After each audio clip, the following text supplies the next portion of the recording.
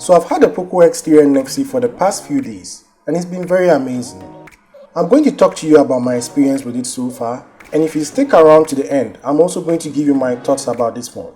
Hey, what's up guys, it's your boy Colby and welcome back to GHizmo. If you're new to this channel, we do tech videos as far as unboxing and reviews. And if you find our videos interesting and helpful, do give us a thumbs up and don't forget to subscribe and hit the notification bell button. So without wasting much time, let's jump right in.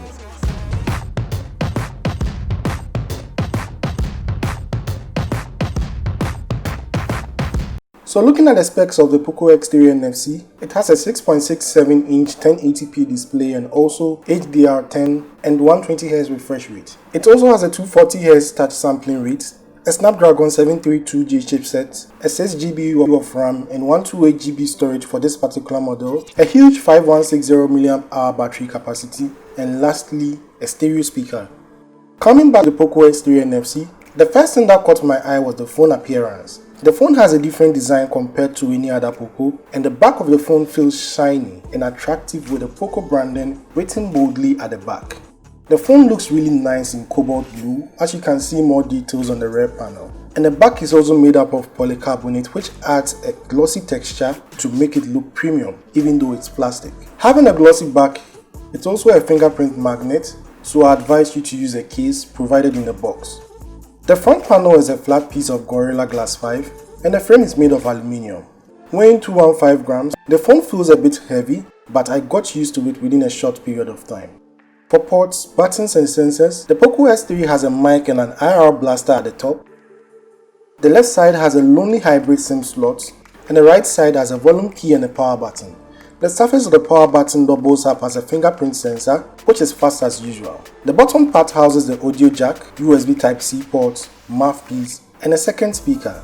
In terms of display, the POCO X3 NFC has a 6.67-inch IPS LCD, which is bright enough for content consumption. The phone runs MIUI 12 with POCO Launcher, which has a stock feel, but one of the things I noticed after starting up the phone was some pre-installed apps, which can be deleted. Aside that, MIUI 12 is quite interesting. It has lots of features and I'll talk about that later as well. The screen feels bright, crisp, and very competitive in its price range. And the main feature I enjoyed most was the display, which has a 120Hz refresh rate and a 240Hz touch sampling rate, which makes scrolling and animations really smooth and it makes it great for content consumption as well. POCO this time round included an adaptive refresh rate, which means the display can go as low as 30Hz and as high as 120Hz depending on the content on the phone.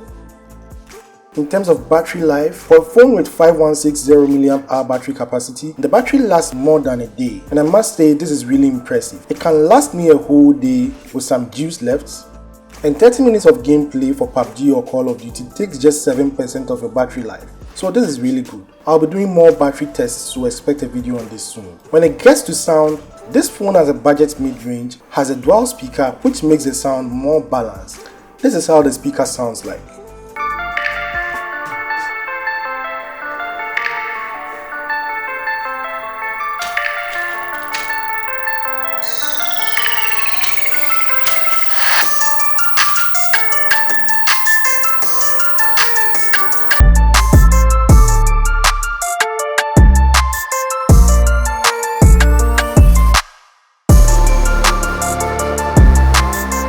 So with the dual speakers, POCO amplified the earpiece speaker to work with the main speaker for the stereo effects. The sound feature is clear with a good but not amazing amount of bass, and it's beneficial especially for consuming content on your phone.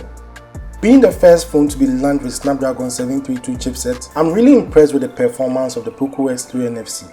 It feels good after using the phone for a few days, and I haven't experienced any lags or performance throttling. The overall gaming experience also feels good.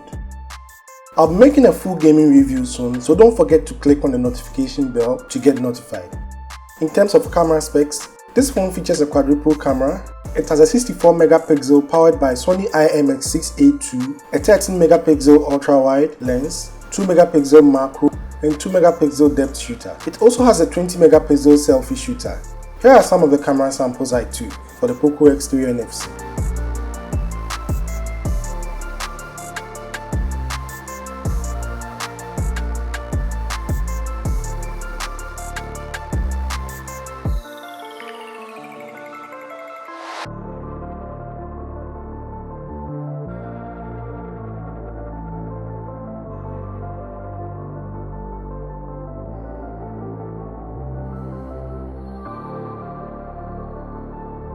So in all, I'm really impressed with the POCO X3 NFC. It packs all the specs you ever need in a budget smartphone, such as huge battery life, amazing cameras at budget level, and an adequate performance for an unbeatable price.